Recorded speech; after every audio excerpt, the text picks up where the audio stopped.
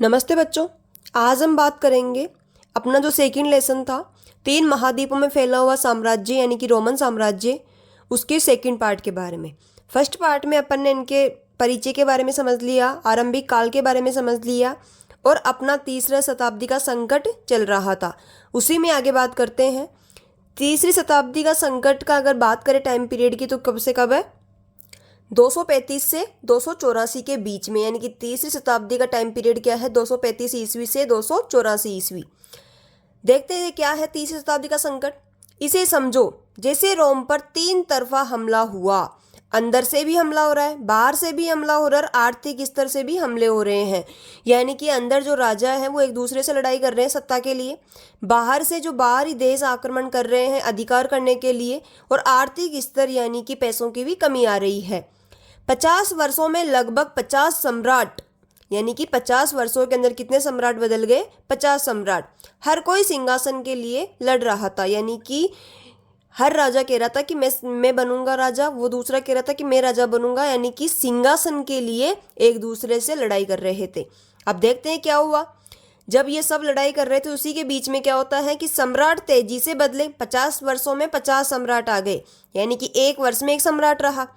सम्राट तेजी से बदले, राजनीतिक अस्थिरता। अब एक वर्ष तक सम्राट को समझने में पता भी नहीं चलता है कि अपन राजा बन गए और अपने को कौन कौन से कार्य करने हैं, तो कुछ भी नहीं, कोई राजनीतिक सुधार नहीं होता, यानी कि राजनीतिक अस्थिरता बनी रही। सिक्कों में मिलावट, जिससे क्या हो गई? सिक्कों में मिलावट करी, जिससे महंगाई बढ़ गई। सैनिक सम्राटों से वफादार नहीं रहे, यानी कि जो सैनिक होते थे सम्राट, उनको पता ही नहीं था कि आज ये सम्राट है, कल पता नहीं कौन सा सम्राट आएगा। तो सैनिक जो अपने राजा थे, सम्राट थे, उनसे कोई वफादारी नहीं निभा रहे थे। अब सैनिक वफादार नहीं थे तो सेना भी धीरे धीरे कमजोर हो गई, बाहरी आक्रमण हो रहे थे उनके साथ में मिल गई। सीमा पर लगातार हमले, सभी आसपास के जो भी देश थे उनको पता चल गया कि रोम में आपस में ही राजाओं के बीच में लड़ाइयाँ हो रही है, तो क्यों ना हम इस मौके का फ़ायदा उठा लें। और जो बाहरी देश थे जर्मेनिक, पर्सियन, तो इन्होंने क्या किया कि सीमा पर लगातार हमले स्टार्ट कर दिए। किसानों पर टैक्स बढ़ा। अब आर्थिक स्तर अगर डगमगा रहा है तो आर्थिक स्तर की वजह से किसानों पर क्या कर दिए? टैक्स बढ़ा दिए, जिससे किसान खेती करना बंद कर दिए, तो खेती क्या हो गई? कमजोर हो गई। नोट, कॉन्स्टेंटाइन ने ईसाई धर्म को मान्यता दी। छोटे क्वेश्चन में आपके आ सकता है कि ईसाई धर्म को मान्यता कौन से राजा ने दी थी? कॉन्स्टेंटाइन ने। कॉन्स्टेंटाइन ने एक नया शहर बनाया जिसको कहते हैं कॉन्स्टेंटिनोपॉल। ये क्या थी? साम्राज्य की नई राजधानी। और आज का जो इस्तांबुल वाला एरिया है, जैसे अपन ने मेसोपोटामिया की बात करी थी, आज का जो इराक वाला वो है, इराक वाला जो क्षेत्र है वो मेसोपोटामिया कहलाता है। तो वैसे ही कॉन्स्टेंटिनोपॉल जो आज का इस्तांबुल है वो कॉन्स्टेंटिनोपल के नाम से जाना जाता है। और साम्राज्य की नई राजधानी किसने बनाई? कॉन्स्टेंटाइन ने बनाई। अब बात करते हैं इसके थर्ड पॉइंट, लिंग साक्षरता और संस्कृति के बारे में। यानी कि रोमन साम्राज्य में सभ्यता, जो रोमन सभ्यता है वो कौन सी थी? पितृसत्तात्मक थी या मातृसत्तात्मक? कितने लोग पढ़े लिखे थे? कौन सी संस्कृति का प्रभाव पड़ रहा था? इन सभी के बारे में बात करेंगे। लिंग के बारे में सबसे पहले बात करते हैं। यानी कि आप समझो रोम का एक परिवार है, जैसे आप एक बार कल्पना करो कि रोम का एक अच्छा परिवार है। उस परिवार में क्या होता है? इस घर में पिता का अधिकार होता है, यानी कि क्या होता है इसमें? पिता का अधिकार। लेकिन महिलाएं भी बौद्धिक और आर्थिक गतिविधियों में भाग लेती थी। अब बात करते हैं लिंग के बारे में। यानी कि पहली या चीज़ तो आपको ये याद रखनी है, जो रोमन सभ्यता थी, यहाँ का जो समाज था वो कौन सा था? पितृसत्तात्मक। पिता घर का मुखिया होता था। पुरुष क्या करते थे? राजनीति करते थे, सेना में जाते थे। जमीन के मालिक भी कौन होते थे? क्योंकि पितृसत्तात्मक है तो जमीन के मालिक भी पुरुष होते थे। महिलाएं क्या करती थी? घर चलाती थी। मगर अमीर परिवारों में महिलाएं संपत्ति भी रख सकती थी, यानी कि उनके पास में संपत्ति भी होती थी। लेकिन फिर भी अपन कहेंगे कि यहाँ का जो समाज था वो पितृसत्तात्मक था, यानी कि यहाँ का मुखिया कौन होता था? पिता होता था। और घर की महिलाओं को सिर्फ घर का कार्य करने की इजाज़त थी, और जितनी भी राजनीति, सेना, जमीन के मालिक, सभी कार्य कौन करता था? पुरुष करता था। आगे बात करते हैं साक्षरता। पढ़ा लिखा समाज था वैसे रोमन साम्राज्य, अधिकांश यहाँ के लोग पढ़े लिखे थे, लेकिन फिर भी कहेंगे कि सभी लोग पढ़े लिखे भी नहीं थे। लेकिन सार्वजनिक भाषण होते थे, कविता पाठ होते थे, नाटक होते थे, स्कूल होते थे, ये सब चीज़ें बहुत आम थी। और स्कूल के अंदर बच्चे लैटिन और ग्रीक भाषा सीखते थे, यानी कि साक्षरता भी अच्छी खासी थी, वहाँ का पढ़ा लिखा समाज था। बात करते हैं संस्कृति। ग्रीक संस्कृति का गहरा प्रभाव पड़ा। यहाँ की जो संस्कृति है इसके ऊपर किसका प्रभाव पड़ता है? ग्रीक संस्कृति का। Very very important. यहाँ की जो भाषा है वो लैटिन और ग्रीक थी, और यहाँ कौन सी संस्कृति का प्रभाव पड़ता है? ग्रीक संस्कृति का प्रभाव पड़ता है। यहाँ की जो संस्कृति थी वो कैसी थी? मिश्रित। रोमन साम्राज्य की बात आ जाए संस्कृति के बारे में तो आपको ये याद रखना है, इसमें 3-4 पॉइंट आराम से बन जाएंगे। रोमन संस्कृति पे ग्रीक संस्कृति का गहरा प्रभाव पड़ा। रोमन साम्राज्य की जो संस्कृति वो मिश्रित संस्कृति थी। यहाँ पर साहित्य, मूर्तिकला, रंगमंच, स्नानागार, त्योहार, ये सभी रोम की पहचान थे। ग्लेडिएटर खेल बहुत लोकप्रिय था, जैसे अपने यहाँ पर हॉकी, क्रिकेट, वॉलीबॉल ये है, ये वैसे ही रोमन साम्राज्य में कौन सा खेल था? ग्लेडिएटर। मिस्र की देवी देवताओं की लोग पूजा करते थे। बात करते हैं आर्थिक विस्तार। Very very important. अब अपन ने रोमन साम्राज्य की लिंग, साक्षरता, संस्कृति के बारे में बात कर ली। तृतीय संकट, तीसरी शताब्दी का जो संकट था उसके बारे में बात कर ली। आरंभिक विस्तार था उसके बारे में बात कर ली। अब अपन आगे चर्चा करेंगे आर्थिक विस्तार के बारे में कि यहाँ पर आर्थिक विस्तार किस तरीके से होता था। पहला पॉइंट है इसमें व्यापार का विशाल नेटवर्क, यानी कि यहाँ पर दूर दूर देशों से क्या होता था? व्यापार होता था। रोम इतना बड़ा था कि साम्राज्य के बीच कभी भी किसी चीज़ का अभाव नहीं होता था, यानी कि यहाँ पर जो भी चीज़ नहीं होती थी उसको बाहरी देशों से मंगवा लेते थे, यानी कि आयात कर लेते थे। अब कहाँ से क्या आता था? बात करते हैं सबसे पहले अपने भारत के बारे में। भारत से रोम में जाते थे मसाले और रेशम। भारत से क्या जाते थे? मसाले और रेशम। मिस्र से अनाज आता था। यहाँ पर अनाज कहाँ से आता था? मिस्र से आता था। और भारत से क्या जाता था? मसाले और रेशम। यूरोप से लकड़ी और धातु आती थी। अरब से घोड़े आते थे, सेना के लिए जो घोड़े आते थे वो कहाँ से आते थे? अरब से। और अफ्रीका से आते थे हाथी दांत और सोना अफ्रीका से आता था। वेरी वेरी इंपॉर्टेंट है। ये छोटे छोटे क्वेश्चन में भी आपके आ सकता है कि भारत से कौन से फसल, मतलब कौन सी चीज़ें आयात करते थे रोम के लोग? तो मसाले और रेशम का आयात करते थे। मिस्र से अनाज लेते थे। यूरोप से लकड़ी और धातु लेते थे। और अरब से घोड़े आते थे। अफ्रीका से हाथी दांत और सोना आता था। बात करते हैं टैक्स के लिए। टैक्स और अर्थव्यवस्था। हर प्रांत से टैक्स आता था। यहाँ पर जितना 3 महाद्वीपों में फैला हुआ साम्राज्य था तो यहाँ पर हर एक प्रांत से क्या आता था? टैक्स आता था।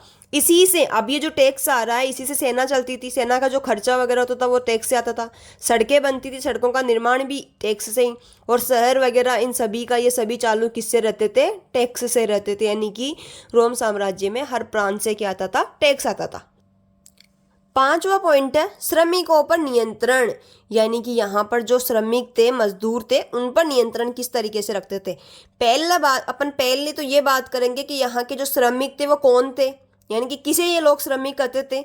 जो यहाँ के दास थे वो श्रमिक, यहाँ के जो स्वतंत्र मजदूर थे वो श्रमिक की श्रेणी में आते थे। और खेतों में जो बंधुआ मजदूर थे वो भी किसकी श्रेणी में आते थे? श्रमिकों की श्रेणी में। अब ये कहाँ काम करते थे? अब श्रमिक रहेंगे तो कहीं ना कहीं तो काम करेंगे, यानी कि श्रमिक, दास, स्वतंत्र मजदूर, खेतों में जो बंधुआ मजदूर होते थे उनको क्या कहते थे? श्रमिक। अब ये कहाँ काम करते थे? खेती। पहली बात तो खेतों में खेती करते थे। खनन का कार्य जो सबसे कठिन काम था, खनन का जो कार्य था वो क्या था? सबसे कठिन काम। घरों में नौकर वगैरह का काम करते थे। शिक्षकों के रूप में ट्यूशन वगैरह पढ़ाते थे। सड़क निर्माण में, खदानों में, ये दास ही रोम की रीढ़ थी, यानी कि वेरी वेरी इंपॉर्टेंट।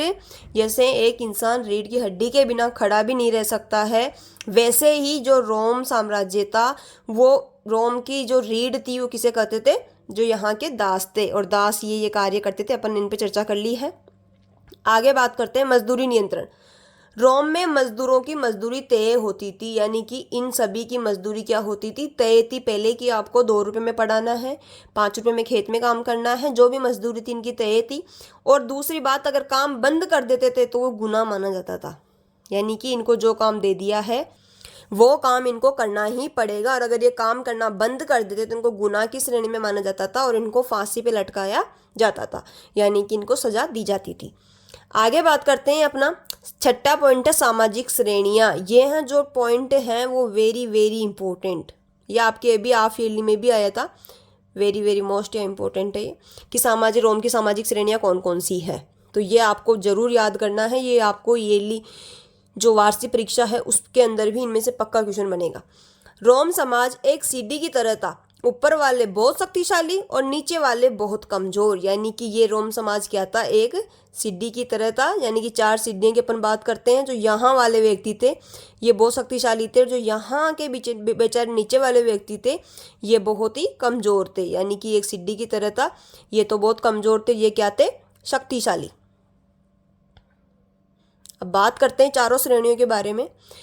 पहले 4 मुख्य श्रेणियां। पहली है पैट्रिशियन, पहली श्रेणी का नाम पैट्रिशियन, समाज की सबसे ऊंची परत थी। ये यहाँ पर है पैट्रिशियन, यहाँ पर समाज की सबसे ऊंची परत। अब पैट्रिशियन में पहले बात करते हैं कि कौन कौन से लोग पैट्रिशियन में आते थे। बड़े बड़े जो जमींदार थे वो, राजनेता, समाज के पुराने और सम्मानित जो परिवार के व्यक्ति थे वो सभी पैट्रिशियन में आते थे। यानी कि ये समाज की सबसे ऊंची परत है। रोम की राजनीतिक शक्ति इन्हीं के हाथ में थी। रोम की राजनीतिक शक्ति इन्हीं के हाथ में थी। किसके हाथ में थी, पैट्रिशियन के हाथ में। अधिकार और सुविधाएं, अब इनको कौन कौन से अधिकार प्राप्त थे और कौन कौन सी सुविधाएं प्राप्त थी। तो जो इनके अधिकार सुविधाएं थी ये बड़े पद पर थे, साम्राज्य और सेना दोनों के अंदर ये बड़े बड़े पद पर आसीन थे। इनके पास में विशाल हवेलियां थी, यानी कि बड़ी बड़ी हवेलियों के अंदर रहते थे। टैक्स में छूट, इनको किसी प्रकार का कोई टैक्स नहीं पे करना पड़ता था। और कानून बनाने में भूमिका, कानून भी यही लोग बनाते थे। यानी कि समाज में सबसे ऊंचे स्तर पे थे पैट्रिशियन। यानी कि जो वीआईपी फैमिली अपन कहते हैं, वीआईपी फैमिली, वो यहाँ की पैट्रिशियन थी। बात करते हैं प्लीबियन, इसमें आती थी आम जनता, जिसमें कौन कौन है, किसान, मजदूर, छोटे व्यापारी और जो सैनिक थे, ये सभी किस में आते थे, प्लीबियन के अंदर आते थे। पैट्रिशियन में समाज के सबसे ऊंचे लोग आते थे, जमींदार, राजनेता, समाज के पुराने और सम्मानित परिवार। और प्लीबियन के अंदर आम जनता, जिसमें किसान, मजदूर, छोटे व्यापारी और सैनिक आते थे। रोम की सबसे बड़ी आबादी, वेरी वेरी इंपॉर्टेंट है, रोम की सबसे बड़ी आबादी यही थे, सबसे बड़ी आबादी प्लीबियन, जिसमें किसान, मजदूर, छोटे व्यापारी और सैनिक आते थे। ये पूरी अर्थव्यवस्था का मुख्य आधार थे। यानी कि पूरी जो इकोनॉमिक्स स्थिति थी उन सभी का आधार क्या थे, प्लीबियन। खेती, व्यापार, सेना, ये सभी कार्य प्लीबियन करते थे। ये आम जनता आती थी, सबसे बड़ा भाग था यहाँ का। यानी कि पैट्रिशियन की बात कर ली, सबसे ऊंचे वाले समाज वाले व्यक्ति, और प्लीबियन जो कि आम जनता होती थी, किसान, मजदूर, छोटे व्यापारी, सैनिक, ये सभी किस में आते थे, प्लीबियन के अंदर आते थे। तीसरे नंबर पे फ्रीडमैन। फ्रीडमैन कौन थे, जो आज़ाद हुए दास थे। यानी कि जो पहले दास थे लेकिन बाद में धीरे धीरे स्वतंत्र मजदूर जिसके अपन कह सकते हैं, वो किस में आते थे, फ्रीडमैन के अंतर्गत आते थे। अब ये कौन थे, वे दास जो मालिक की सेवा करके, यानी कि मालिक की बहुत दिनों तक जितनी भी उनकी शर्तें थी उतनी सेवा करने के बाद में मालिक ने उनको आज़ाद कर दिया, या फिर उनके पास में पैसे आ गए तो पैसे दे करके आज़ाद होने वाले जो व्यक्ति थे वो किस में आते थे, फ्रीडमैन के अंतर्गत आते थे।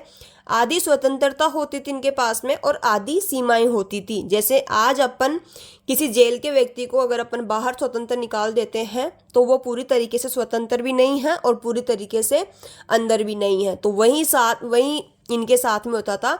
ये आधी स्वतंत्रता में रहते थे और आधी सीमाएं के अंतर्गत रहते थे। फ्रीडमैन क्या कर सकते थे और फ्रीडमैन क्या नहीं कर सकते थे, मैंने दोनों के बारे में बात करी है। क्या कर सकते थे, व्यापार कर सकते थे, काम धंधा कर सकते थे, परिवार बना सकते थे।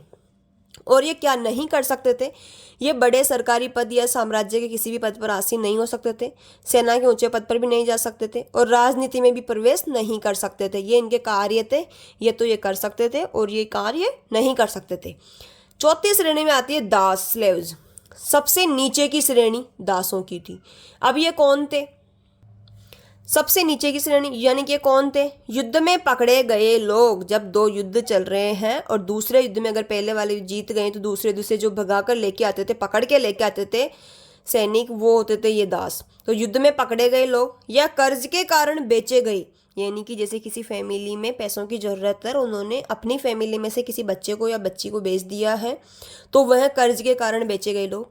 जन्म से दास बने व्यक्ति, बहुत सारे तो जन्म से ही दास थे, तो वो लोग इसमें आते थे। स्थिति, इनको कोई किसी प्रकार का अधिकार नहीं था, मालिक की संपत्ति माने जाते थे, यानी कि इनके ऊपर मालिक होता था।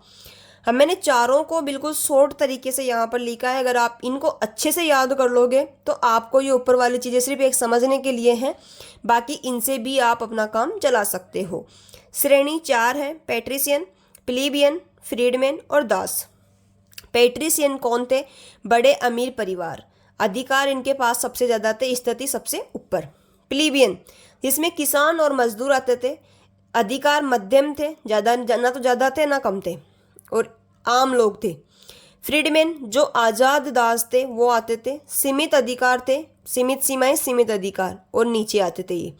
दास जिसमें दास आते थे, इनके पास में किसी प्रकार का कोई अधिकार नहीं होता था, सबसे नीचे यही आते थे, और सबसे ज़्यादा काम भी इन्हीं से करवाया जाता था। यानी कि रोमन अर्थव्यवस्था का सबसे बड़ा बोझ इन्हीं के कंधों पर था, यानी कि सबसे नीची श्रेणी पे थे। इन तीनों जो ऊपर वाले इनकी श्रेणियाँ थी, इनका बोझ इनके ऊपर था। अब लास्ट पॉइंट अपना परवर्ती पूरा काल, और इसके बाद में इस लेसन का दी एंड हो जाएगा। इस लेसन में जो भी इम्पोर्टेंट चीज़ें थी वो मैंने आपको एक बहुत ही अच्छे, इजी और आसान तरीके में आपको समझाया है। इससे आसान आपको कहीं भी नहीं मिल सकता है। इसको पढ़ने के बाद आपको किताब को देखने की भी ज़रूरत नहीं है, और इसके आगे वाले पार्ट में मैं इसके जो बनने वाले, इस लेसन से बनने वाले जितने भी इम्पोर्टेंट क्वेश्चन हैं जो बार बार परीक्षा में पूछे जाते हैं, वो मैं लेके आऊँगी। जब तक आप इसको अच्छे से समझ लीजिएगा। तो 7वां अपना पॉइंट है परवर्ती पूरा काल। ये काल पहली बात तो कब से कब है? 3री शताब्दी का संकट की अपन बात कर रहे थे, 235 से 284 ईस्वी के बीच में होता है, और ये परवर्ती पूरा काल का कार्य 300 ईस्वी से 600 ईस्वी के बीच में रहता है। 3री शताब्दी के संकट के बाद रोम धीरे धीरे बदलने लगा। अब बड़े परिवर्तन क्या होते हैं? तो पहला इसमें हो गया समाज में ईसाई धर्म का प्रसार। दूसरा है साम्राज्य प्रशासन का विभाजन, यानी कि जो सामान्य साम्राज्य प्रशासन था उसका 2 तरीके से विभाजन हो गया, पूर्वी रोमन और पश्चिमी रोमन में। भारी कर, इसके अंदर बहुत सारे भारी कर लगते हैं। सोने चांदी की कमी हो गई, और ग्रामीण अर्थव्यवस्था की वापसी, यानी कि धीरे धीरे वापस ग्रामीण अर्थव्यवस्था जो पहले थी वही आने लग गई है। क्या बचा?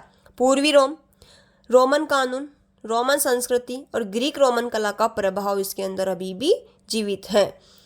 अब आपको ये लेसन मैंने अच्छी तरीके से समझा दिया है। इसके बाद में आपको कमेंट में लिखना है, अगर आपने अच्छे से पढ़ा होगा तो आपको पूरी चीज़ अच्छे से याद हो गई होगी, तो कमेंट में विद नेम लिखना है कि रोमन साम्राज्य की 4 सामाजिक श्रेणियों के नाम बताइए। यानी कि रोमन साम्राज्य की 4 कौन कौन सी श्रेणियां थी, उनके नाम आपको अपने नाम के साथ में कमेंट में लिखना है, जिससे मैं ये समझ सकूं कि आपने पूरे लेसन को अच्छे से समझा है और आपको ये चीज़ें समझ में आ गई हैं। और अगर आपको कोई चीज़ समझ में नहीं आई है, उसके लिए भी आप अपने कमेंट में लिख सकते हैं।